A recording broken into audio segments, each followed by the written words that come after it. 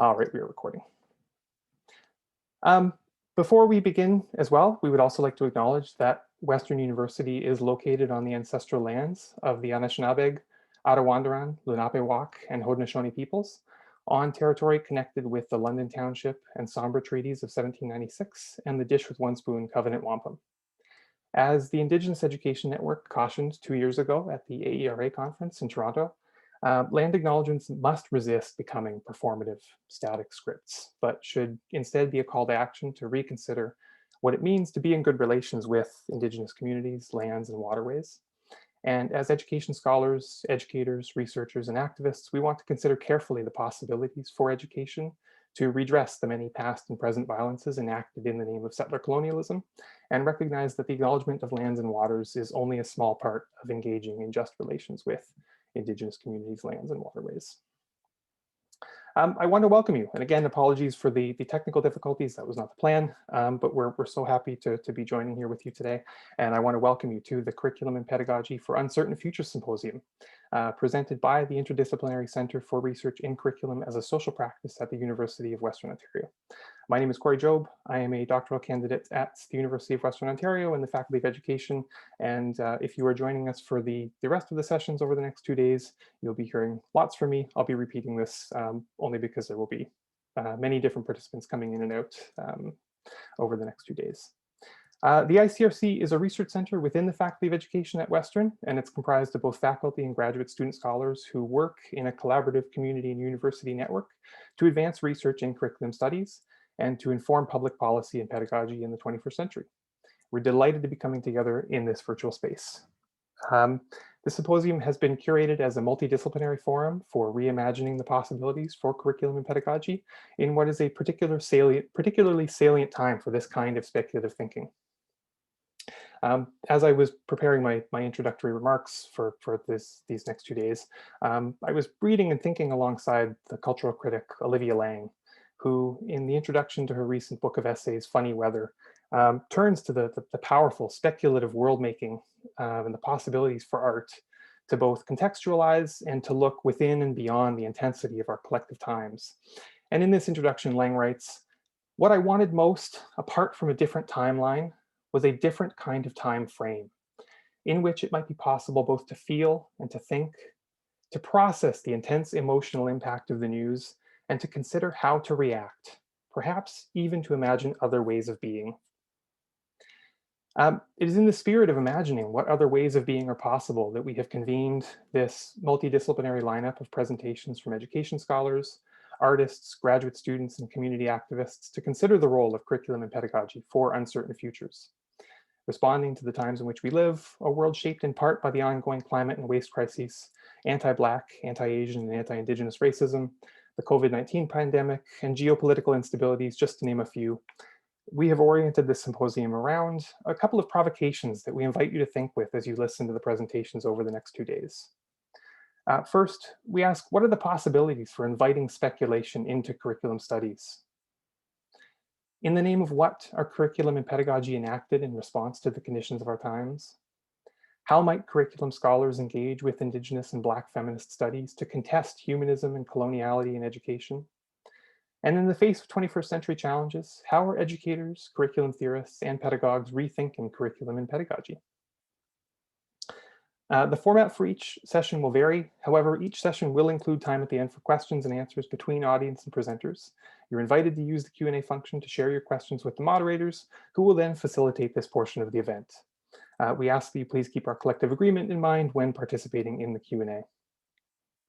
I would also like to recognize the collective work of the Symposium Planning Committee, graduate students, and the director of the center, Tatiana Zakharova, Malvika Agarwal, Jill Dombrowski, Samia Javed, Sarah Hennessy, Courtney Niedig, Lisa Marie Gagliardi, and Veronica Bassini-Kacheva. If you're joining in and sharing the conversation via social media, please feel free to tag any of the Symposium Planning Committee members and to share your experiences using hashtag #UncertainFutures2021 and hashtag WorldsToCome2021. Again, we are recording each session, and the videos should be available on our website at www.icrc.uwoca in the next couple of weeks, and I will send a message via Eventbrite once they're available for everybody. I'm going to introduce the speakers. It was at this point that it would have been Veronica introducing you, but just because of technical difficulties, sorry, I'm going to keep going, and then I will turn it over to our fantastic speakers today. First, Annette Walker is a doctoral candidate in critical policy, equity, and leadership studies at the Faculty of Education at Western University. Annette is also a teacher and committed to supporting other teachers, students, and principals from racialized groups. She has worked on several projects focused on Ontario school principals' well-being in Ontario, and has also volunteered in several not-for-profit organizations supporting students and adults' education. And she will be in conversation with Dr. Fikile Nxumalo, an assistant professor in the Department of Curriculum, Teaching and Learning at the Ontario Institute for Studies in Education at the University of Toronto. She's also the director of the Childhood Place Pedagogy Lab, and her scholarship focuses on reimagining place-based and environmental education within current times of ecological precarity. This scholarship is rooted in perspectives from Indigenous knowledges, Black feminist geographies, and critical post-humanist theories. I'm so very excited to have both of you here with us today, and I will turn it over to you. And the planning committee will shut off our cameras. Thank you. Thank you to the organizers and to you, Annette, for having me. And thank you everyone for being here today. I want to begin by naming my presence in Takaronto on the lands of the Mississauga, the Anishinaabe, the Haudenosaunee, the Huron-Wendat, as well as many other Indigenous people who call this land home. Takaronto is also a place of long Black presence and relations between Black, Indigenous, and Black Indigenous peoples. And my hope is that my words today will be in good relation with these presences and interconnections between peoples and lands. So I wanted to begin our conversation today by just sharing some excerpts from some of my writing that will be published in a forthcoming issue of the journal Qualitative Inquiry. And it relates to the part of my work that is concerned with restoring Black childhoods, particularly with regard to imagining possibilities for liberatory place-based and environmental education for young Black children. In this particular paper, which was written last summer, I'm responding to the ongoing feeling of unrelenting intensification of anti-Blackness at multiple scales. I'm also responding to the current moment of reckoning as a turning point that demands movements at multiple scales towards more livable futures, that demand refusals to return to what Dion Brand describes as an awful normal that is narrativized as minor injustices or social ills that would get better if some of us waited, if we had the patience to bear it. So in response, the kind of early childhood inquiry that I'm interested in discussing foregrounds speculative, fugitive, and creative ways that young children, educators, and researchers can make new worlds. So worlding that envisions emancipatory Black futures, despite the overwhelming climate of anti-Blackness, drawing from Christina Sharp.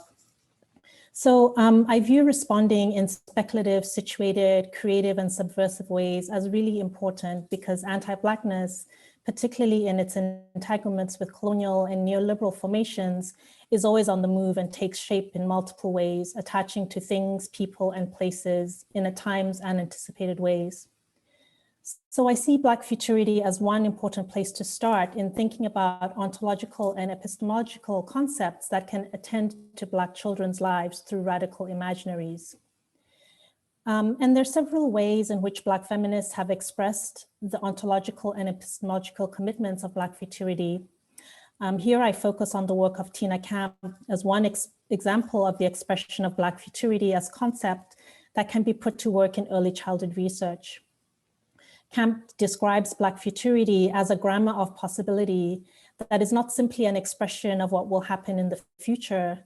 Instead, Black futurity includes attending to the conditions that are necessary for that future to be realized, where she says that the grammar of Black feminist futurity is a performance of a future that hasn't yet happened yet, but must.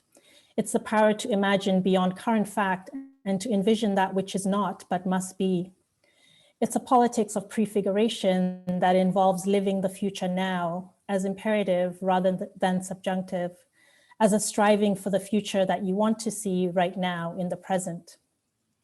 So I see the complex and performative temporalities of Black feminist futurity as described in this quote as offering an important antidote to the focus on linear progression in understanding Black children's learning and growth. This linear temporal framing often constructs Black children as always already behind, measured against developmental and academic achievement standards that are put forward as universal. Paradoxically, not only are Black children more likely to be seen as lagging developmentally, they're also more likely to be adultified, not seen as children. And despite decades of research on the social cultural foundations of children's learning, the white supremacist foundations of what counts as normal childhood and its accompanying normative temporalities remain largely intact. So the consequences of what Christina Sharp calls the impossibility of Black childhood are well documented both within and outside of education. So here my intent, rather than documenting the harms that are perpetuated by these discourses, is to underline the necessary temporal and discursive ruptures that can be brought forward by a focus on Black childhood futurity. So in terms of what a method of Black futurity can look like in early childhood, as is to be expected, given the situatedness and nimbleness of practices of Black futurity, I don't see that there is a universal approach to thinking with Black futurity as a method. Furthermore, Black feminists have warned against methods that begin with the already known premise of Black dehumanization. So for instance, Catherine McKittrick powerfully describes the limitations of research that begins with Black suffering. And she says that part of the trouble is that when researching Black or other vulnerable communities, we've been taught to use methodologies that are designed to prove oppression and racial violence. My concern became more and more intense as I noticed that the method, whether this be data collection, surveys, discourse analysis, participant observation, ethnography, theorization, or whatever, the method understood in advance that Black people and Black communities were less than human. The method, I came to realize, was already invested in Black social death. This means, of course, that the method cannot in any way illuminate and imagine Black life, Black livingness, or a Black sense of place. This means that Black non-humanity is a scholarly requirement. So I take this as an invitation to engage methodological possibilities that do not begin with the dehumanization of Black children and families. So this is an invitation to enact wayward methodologies focused on liberatory Black childhood futures rather than a reproduction of current societal norms. And enactments of Black futurity are not necessarily found in large-scale resistance movements. Instead, one can engage methods and methodologies that look out for, listen for, and sense the affective capacities of Black futurity practices that emerge in the quotidian or mundane. Such practices can be understated and barely perceptible. So for instance, in my research in Texas, I've documented a group of kindergarten children's relations with the creek close to their school in suburban Austin. Marlene Villanueva, a Pame Kowitakan educator and researcher, taught the children water songs that honor the creek, its liveliness, and its relatedness to humans. Long after Marlene had stopped working with the children, the songs continued to be sung as part of planned curriculum making and in spontaneous moments at the creek. So in this paper, I returned to that work to pay attention to a young Black girl that I call Simone and to an image of her singing to the creek while drumming. This small moment in an early childhood outdoor education context can easily be read in terms of expected kindergarten developmental and learning outcomes related to language, social, emotional, physical, and cognitive development. It can also be read in ways that disrupt a focus on the individual developing child. So reading Simone's everyday creek encounters through a lens of Black refusal as futurity shows that there are multiple possibilities for subverting deficit constructions of Black children and childhoods. For example, thinking with the mode of refusal that I call testifying witnessing, I've shared stories of Simone's ways of being with the creek and surrounding more than human relations as refusals of deficit constructions of Black children's relations with the more than human world. These modes of refusal take seriously the inherent spatialization of Blackness. So testifying witnessing as a mode of refusal affirmatively inquires into Black children's place relations while intentionally subverting discourses of non-belonging. This work also refuses discourses that position nature as a way of fixing Black children's so-called achievement gaps in behavior. So a focus on Black futurity and refusal brings analytic attention to Black unbounded life and unruly Black subjectivity. I also witnessed a photograph of Simone's spontaneous act of leaping into the creek waters as unruly Black subjectivity. I see this in the joyful affects that come together in relation with splashing creek waters, rubber boots, water bottle in hand, Simone's body in motion, the presence of her classmates, and more.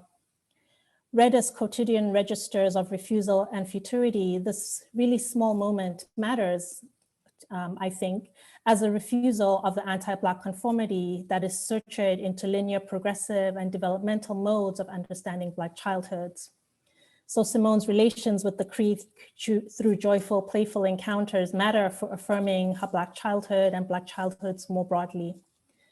Following Tina Camp, listening to images as Black refusal means that I notice not only what is visible by looking at the many photographs of Simone, but also the ways in which the images affect and move me. These modes of attending to images are, as Tina Camp says, a practice of looking beyond what we see and attuning our senses to the other affective frequencies through which photographs register. It is a haptic encounter that foregrounds the frequencies of images and how they move, touch, and connect us to the event of the photo. So the images of Simone in relation collectively and individually register as affirmative affects that can perhaps inadequately be described as positive embodied sensations, memories, and so on, that are not focused on Simone as an individual developing child. As an alternative, listening for Black refusal requires making effective connections to material discursive things, beings, knowledges, and happenings that came together in the making of the image. In this example, this includes noticing Simone in relation to the materialities of objects, place, lands, and waters. Simone in disruptive, embodied relation to discourses of Black childhood and belonging in places and of non-innocence. Simone in relation with her classmates as together they sing to the creek, and Simone in pedagogical relation to indigenous Coatican presences and knowledges. So listening to images as Black refusal as futurity activates sensorial, temporal, spatial, and material discursive cartographies of Black childhood futurities. These cartographies of Black futurity as refusal are not interested in universality or researcher objectivity. They are affective, subjective, and creative practices of immersion in the visualities of research and pedagogical events with the intent of listening for, looking out for, and feeling Black refusal as futurity. They are embodied practices of Black storytelling. Pedagogical and research practices that carefully attend to the relationality of Black life, therefore, I think hold potential for making visible and materializing Black futurity. Holding close the interconnectedness between Black refusal and Black futurity, I'm interested in possibilities for imagining and noticing relational subjectivities in affirmative ways. This resonates with Ashon Crawley's contention that seeking otherwise relationality is not a denial of the ongoing suffering and dehumanization of Black people under white supremacy. Instead, an affirmative and liberatory orientation to relationality aims to push against the boundaries imposed by conceptualizing relationality through suffering as a logic and organizing principle. A methodology of Black relationality includes paying close attention to the affirmative potentials of noticing and becoming affected by the specificity of Black children's everyday unruly relationality with things, people, places, spaces, air, land, and other more than human life. For example, listening for Simone's unruly relationality leads to noticing her wonderings about the ways in which the creek responds to the water songs. Listening to the many images that I've taken of her creek relations and encounters over the 2 years of the research, I noticed many small acts of care and reciprocity with the more than human life in and around the creek, the wild onions, the wildflowers and trees that grow by the creek bed, the tiny crawfish that inhabit the creek waters. I noticed her enthusiastic participation in our ongoing efforts to clean up the creek. Heavy rains often wash discarded items into the creek, and the creek bed is also a place where discarded household items are regularly dumped. I noticed her relationality with the creek's vitality through water songs and water drawings. So in describing Black children's human and more than human relationality, I use the word unruly with intention. It's to foreground a research orientation that creates fissures in conformity and normativity. conformity and normativity are entangled with anti-Black logics that normalize the subjection of Black children's ways of being with the world to unrelating surveillance. So gesturing towards unwillingness is also an invitation to researchers of young Black children's world making to consider the ways in which the knowledge that is produced from their work can be a side of refusing the confines of anti-Blackness. In this way, then, qualitative research, including its underlying conceptualizations of Black children's subjectivities, holds potential, I think, as a liberatory practice of knowledge making. My descriptions of relationality, with their focus on acts of care and joy, underline two interconnected sources of tension within a method of Black childhood futurity. The first is that in the move to disrupt deficit constructions of Black childhoods, there's a risk of inscribing childhood innocence. The second is that a focus on the Black child may reinscribe the human-centric developmental discourses that I aim to interrupt. So I think it's important to consider how Black children's becomings can be affirmed without a recourse to childhood innocence and human centricism. Childhood innocence has been shown to be steeped in a long past present history of anti-Blackness. So inclusion of Black children within discourses of childhood innocence allows for an erasure of the racist underpinnings of childhood innocence. So my contention is that early childhood research methods grounded in human and more than human relationality might perhaps help to create needed shifts away from childhood innocence and human centricism. I'm also interested in thinking with research encounters that attend to Black children's relational care and joy, not as a romanticization, but instead as a recognition that nurturing these affects and practices is part of the difficult work of sustaining Black life amidst ongoing anti-Blackness. As Cree poet Billy Ray Belcourt states, joy is an art, is an ethics of resistance. In my work with young children and educators, I've also intentionally situated our pedagogical encounters within colonized and ecologically damaged places. So centering research and pedagogical inquiry as responding to ecological precarity and settler colonialism, including the erasure of Indigenous land and life, I think is another important move towards unsettling human centricism. And I think I'll stop there, and I look forward to the conversation.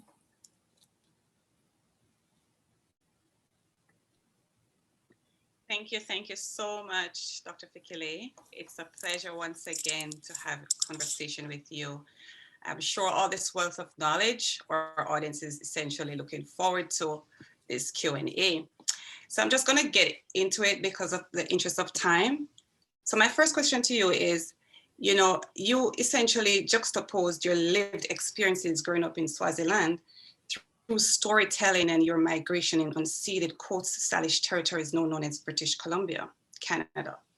How did these experiences, when combined with your time working in Texas, USA, and now Toronto, Canada, shape your work as a pedagogista and scholar in unmasking what you essentially described as silenced history?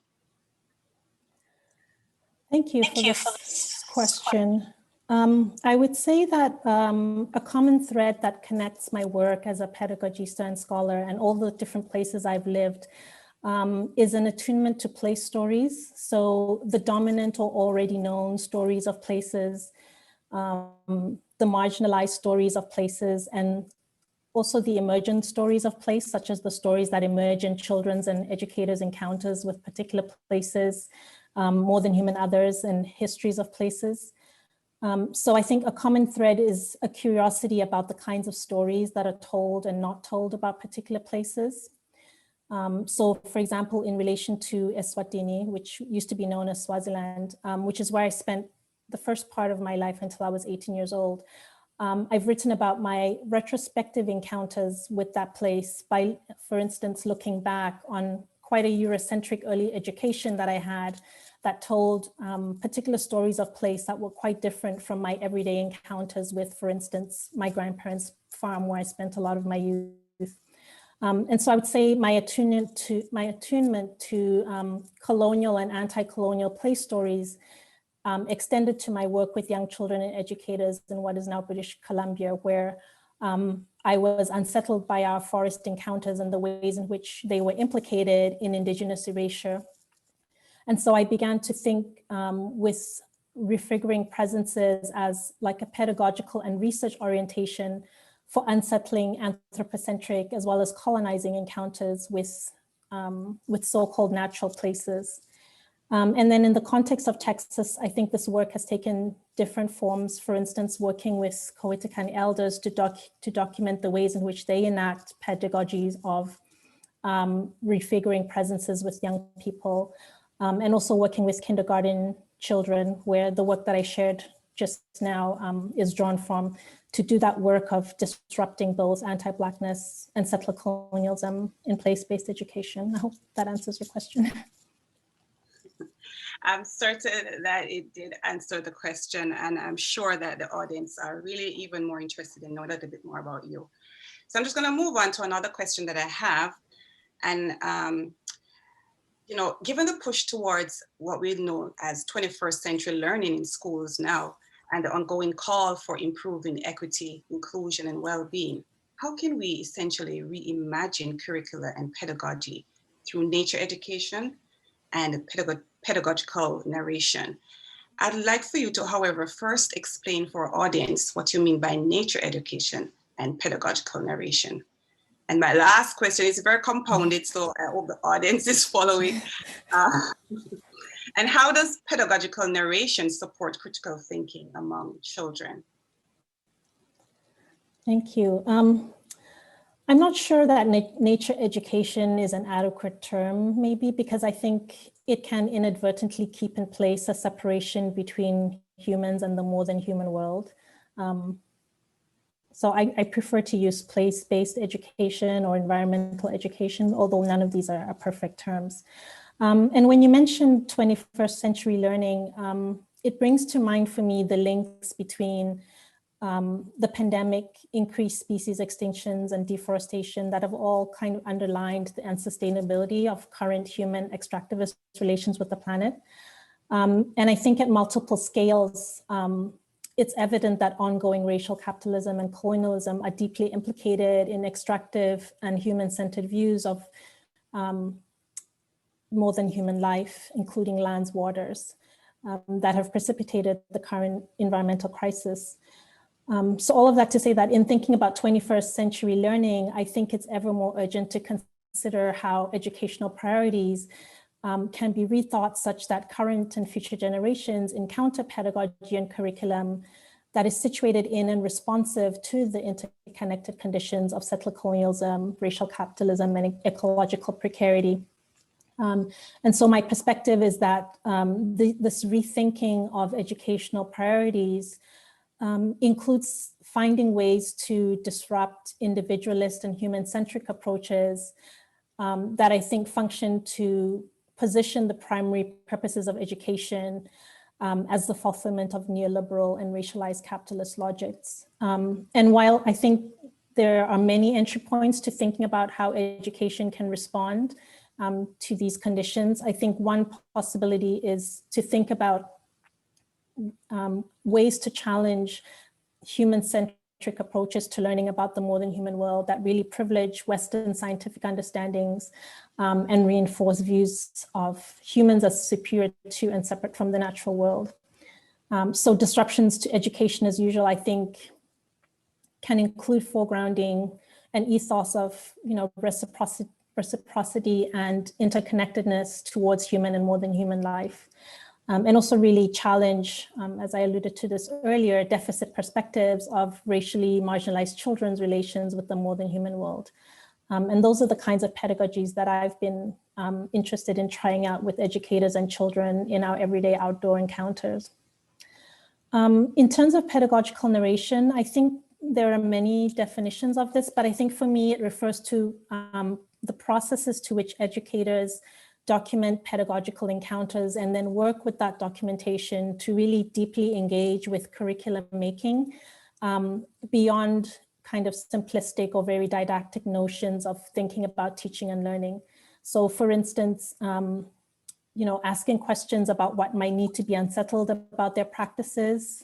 So for instance, in relation to the ways in which they engage with materials, with place stories, with racialization and so on. So maybe I can share an example. You know, the very first pedagogical narration that I worked on was when I worked as a family childcare provider. And it was about my, at my time, very young daughter's encounters with her becomings through drawing herself as Rapunzel.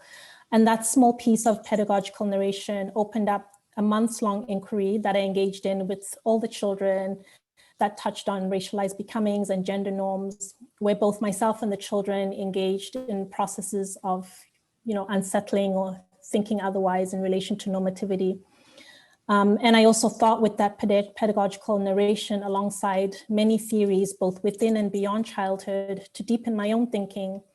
And then it was also made public and shared with other educators in a group that I was a part of, that in turn led to even more questioning and possibilities for inquiry. So just to illustrate that pedagogical narration, I think is something that I think can create openings for educators, children, and families to really engage in curriculum making in an in-depth and interruptive way, and to really engage curriculum in non-prescriptive ways.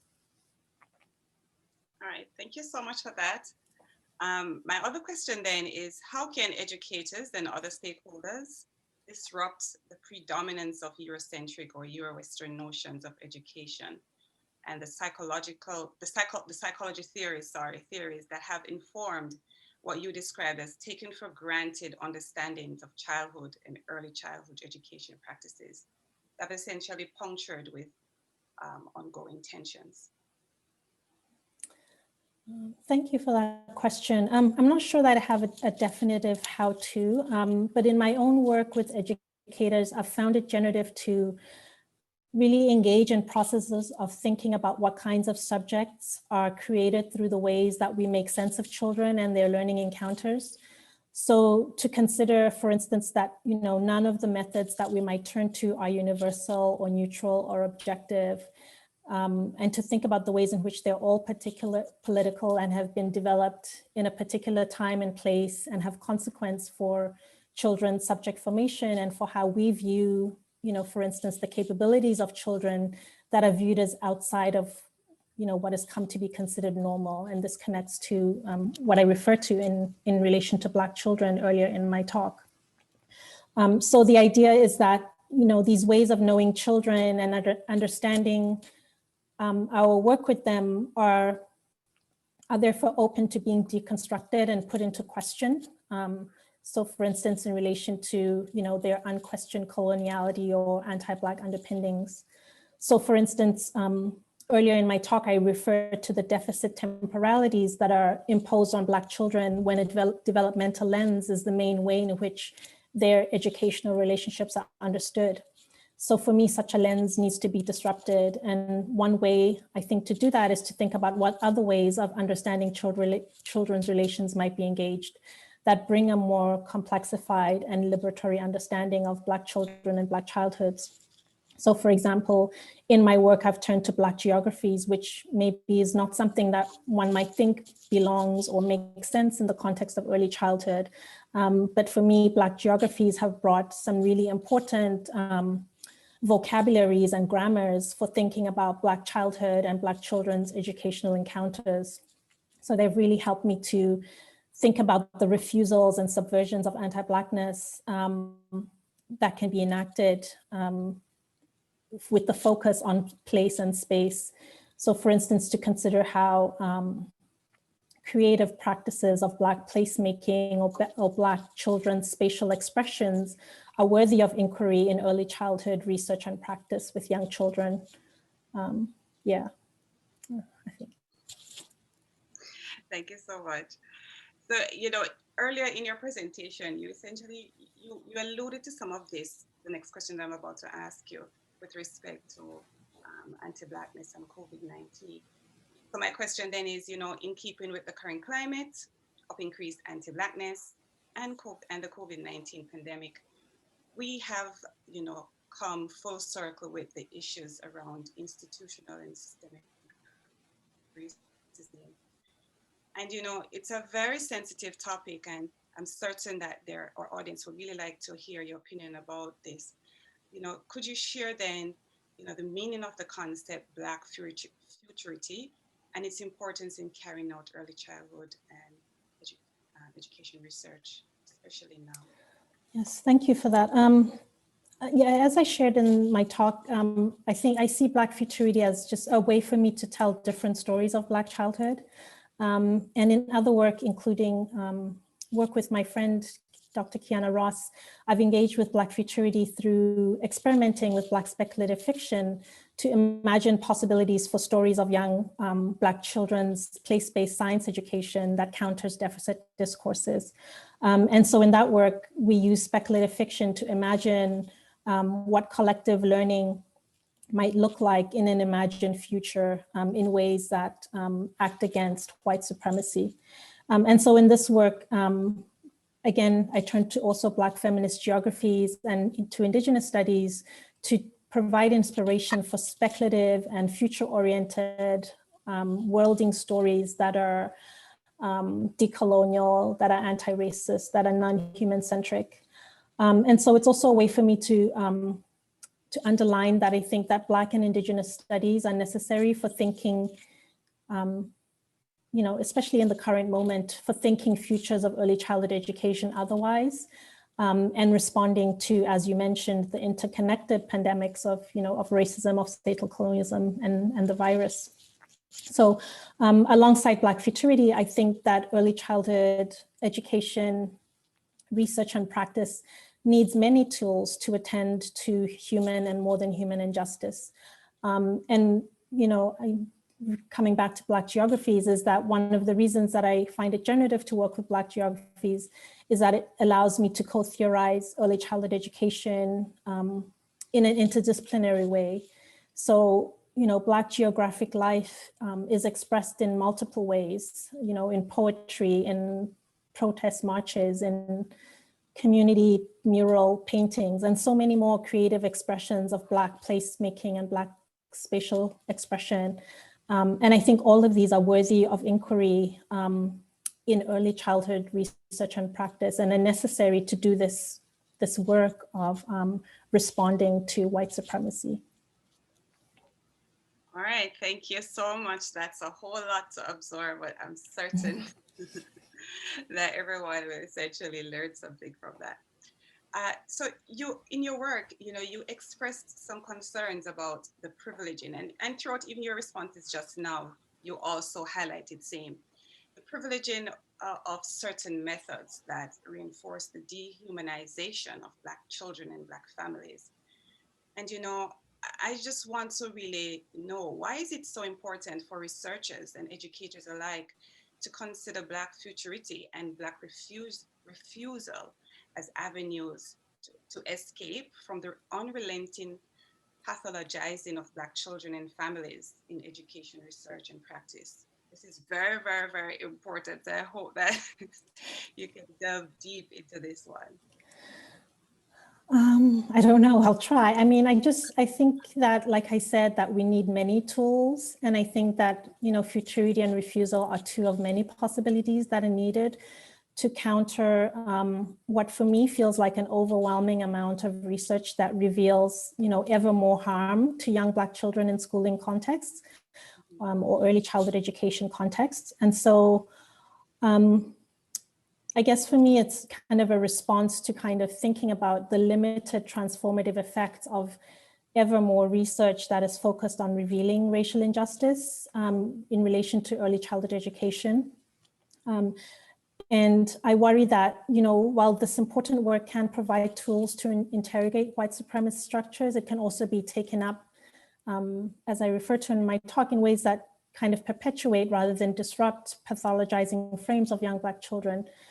And so in thinking about, you know, a way, and like I said, this is just one of many possible ways to kind of question or respond to the effectiveness of ever more revelations of injustice.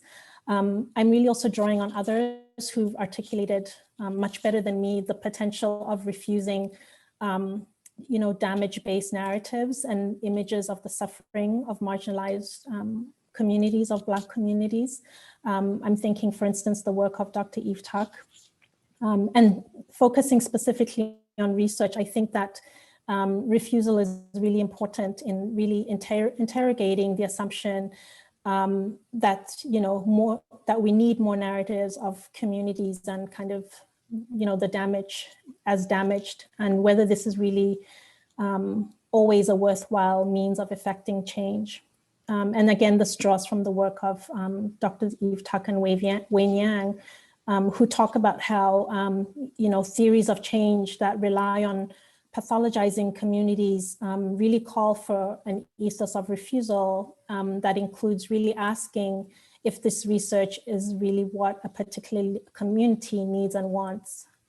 So yeah, I'm always trying to think about what are some otherwise stories that can be told rather than these already known stories about the ways in which white supremacy functions in early childhood, early learning contexts. Yes, thank you so much. All right, I see the time is going, but I'm just gonna ask you, I have another question for you. So for those who may not have read your book, and I may say that it's really, really an interesting book. If you haven't gotten it, you should. You have challenged your readers to consider the meaning of quality in early childhood education. And, I'd just like for you to share with our audience today or this morning, the importance of disrupting what you essentially have described as a normative child and human-centered conception of quality in early childhood education. I think this question is really, really important because we tend to talk about quality in leadership and quality in learning, and along that lines, take it away. Thank you. Yes, I think, there are many scholars of early childhood education that have really engaged in important critical ways with narrow conceptions of what counts as quality in early childhood education. So for instance, with my colleagues actually in the early childhood pedagogies collaboratory, we've written about, the problem of using really narrow measures of quality such as ratios or, developmentally appropriate practices that really reinforce kind of a minimum standards or approach to early childhood or a factory model of early childhood education that is inadequate, to the really complex worlds that I've, referred to today that young children are inhabiting. And so in that work with the Early Childhood Pedagogies Collaboratory, which I recommend, and it's publicly available on the website, we write about how quality will remain elusive as long as the field keeps searching for universal statements of a known understanding of quality. So we need kind of attention to how quality is created in specific local contexts, and how quality is a constant doing, not a matter of applying decontextualized elements in every kind of early childhood context around Canada, for instance. And so for thinking about how quality instead might require engaging in a more emergent way with quality, how quality emerges in an everyday way through particular pedagogical processes in early childhood spaces. And so we really, as I just mentioned, go on to discuss how narrow conceptions of quality are really inadequate to the pedagogical commitments that are required of educators to be responsive to the challenges that young children and their communities are facing. So for instance, in relation to anti-Blackness that I talked about today. Yeah. Okay. I'll stop there. Thank you so much. Well, we have a few questions in our chat here. I'm happy to jump in and moderate those for you, Annette, so that you and Fikile don't have to worry about those. Okay. Yeah. First off, thank you both so much. It was really lovely to hear you in conversation together. We do have a few questions from the attendees, and I don't know if we'll have time to get through all of them, but Leah would like to know, she asks, first off, thank you so much to everyone involved. And she wonders if Dr. Nxumalo has any thoughts on how her thinking on anti-Blackness and futurity fits within the context of the current push toward a universal national childcare plan in Canada.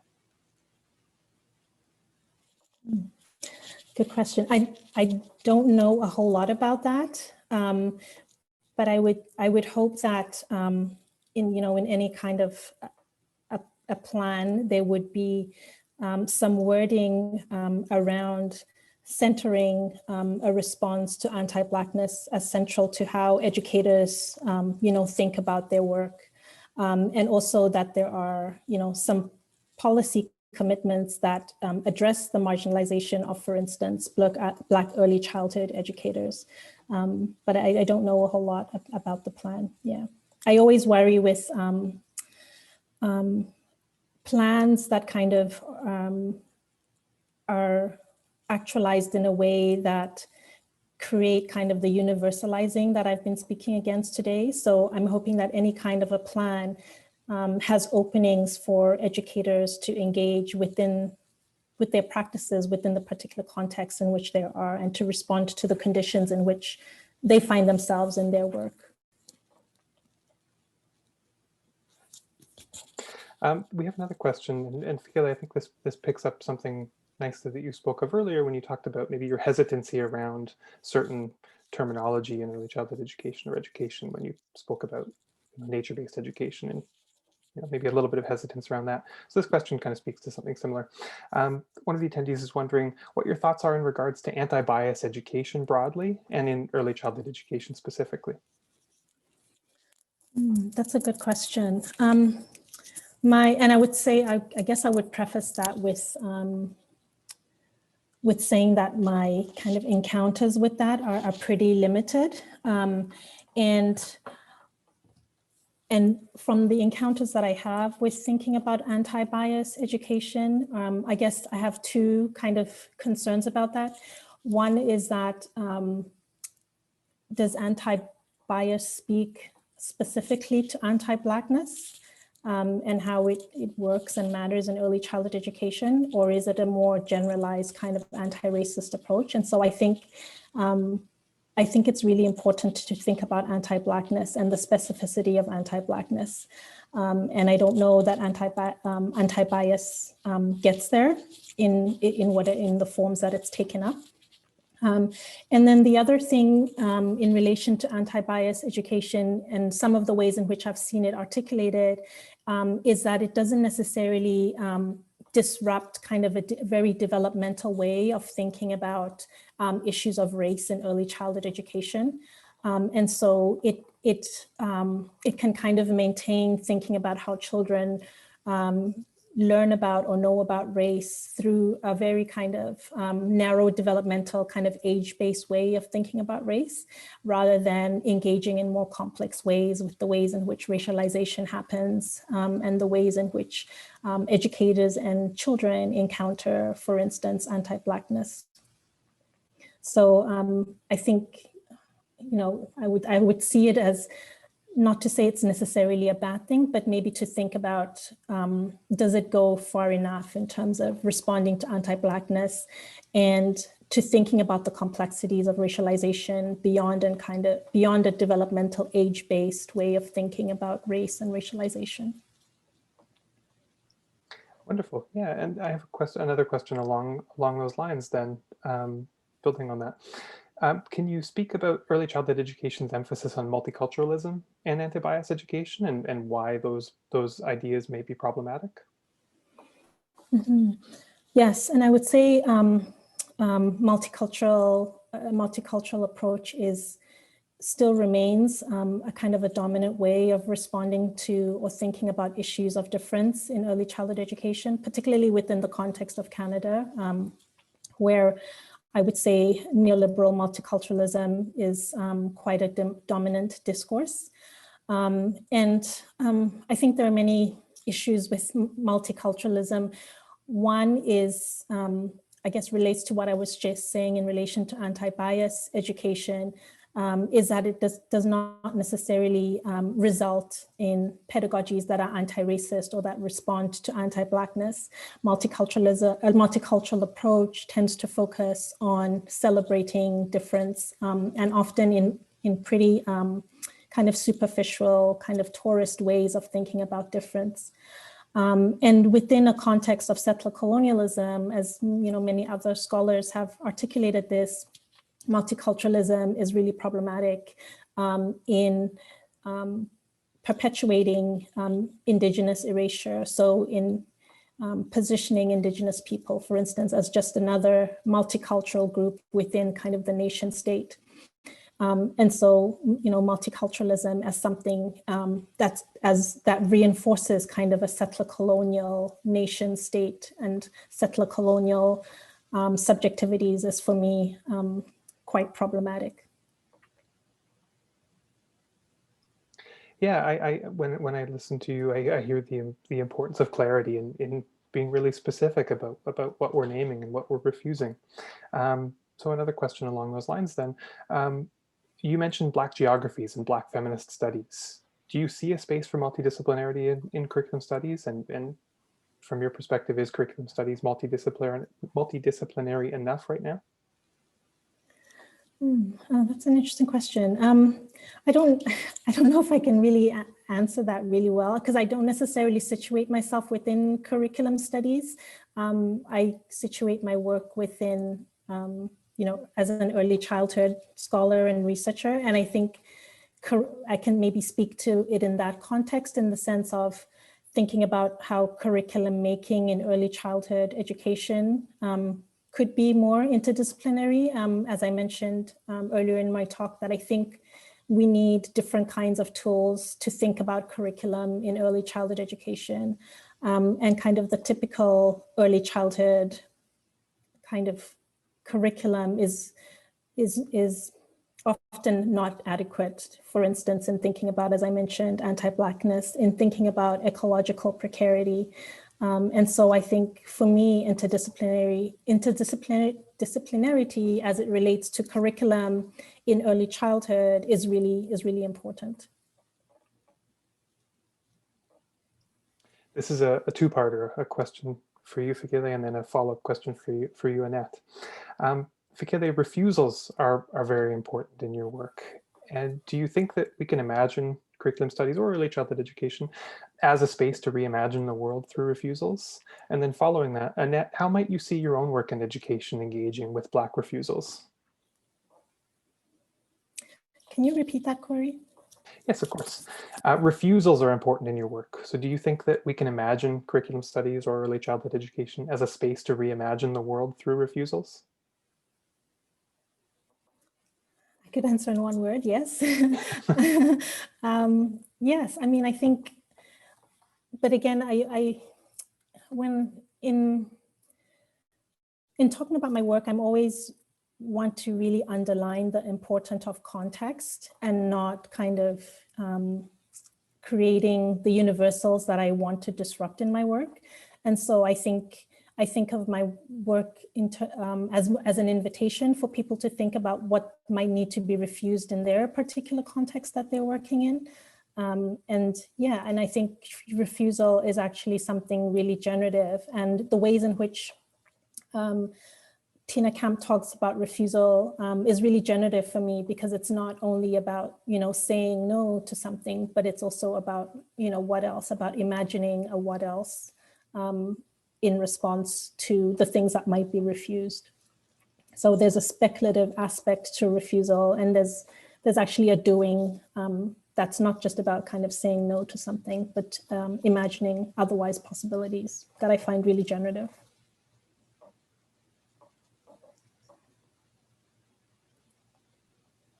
So I guess it's my time now. I'm actually taken off guard with this question, but I'll see how best I can answer. The question you say is, how might I see my own work in education engaging with Black refusal? Is that the question? Yes. Okay, so I think because my work focuses on looking at principals' work and occupational well-being, you know, over the years we have seen where there have been this predominant focus on examining principals' work through the lens of a more functionalist approach. And so I think it's important that we move beyond what principals do and what they do, and like a cause and effect approach, essentially. So, you know, I think perhaps what we can do is move beyond exploring their work through that lens and look at it through a more critical way, refusing to essentially, examining just their work and how it affects them, but going in their context and understanding more about the principle and how the context essentially affect their work. I don't know if I'm answering the question right, but along that lines, I think. No, that's wonderful. Thank you. Just two more questions. Fikile, some of the language you used in your presentation, I think really clearly articulates refusals as a practice. And two of the words that really stood out for me were unruly and waywardness. And I'm wondering, how might educators activate unruliness and waywardness as perhaps pedagogical provocations or pedagogical orientations for rethinking their work with young children? Yeah, that's a really good question. I think, unruliness, I was thinking of it in relation to as a response and a disruption to the ways in which Black children's ways of being in the world are seen as, unruly, but to actually diffract or refigure that unruliness as something that's actually really important. And so I think it could be expanded beyond the ways in which I'm thinking about it in relation to Black childhoods, to think about, what are kind of the normative ways of understanding early childhood practices that might need to be disrupted. So where are the the unruly spaces or encounters that educators might want to notice in their particular practice? I don't know if that makes sense.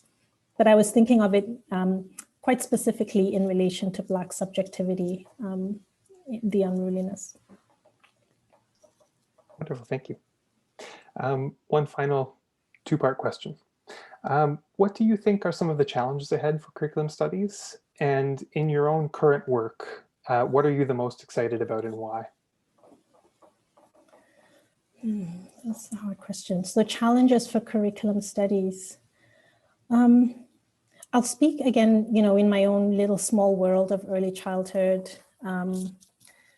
research and practice, to think about, what are the kinds of curriculum that young children, that is missing in relation to young children and the current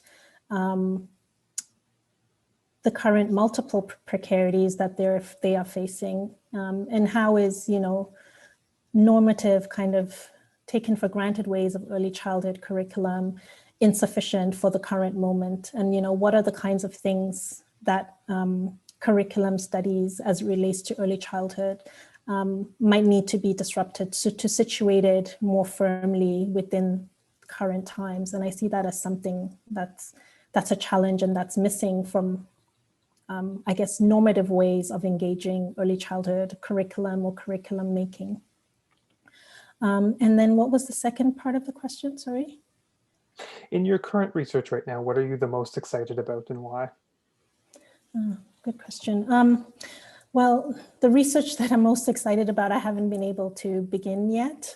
So I have a research project in my home country of Eswatini, which is to engage in climate justice education with young children in my home community, where children are learning alongside elders about responding to ecological precarity. And I'm really excited about that work that will put me in community learning from elders about the ways in which young children can respond to, and in Eswatini, the predominant challenge is drought in relation to climate change. So I'm excited about that work and hope that I will be able to begin it sometime in the near future. Thank you, Corey, for your questions, for the questions. And I'll ask Annette the same question. In your current research right now, what are you most excited about and why? I'm really, really excited about just understanding more about how principles respond to some of the challenges in their environment. My work looks at Jamaican secondary school principals, right? And I examined or I explored what they do across different contexts. And so I'm excited about that and doing more research along that lines. I've noticed that there's a big issue around mental health and stigma along that lines. And I think that's important to delve further into.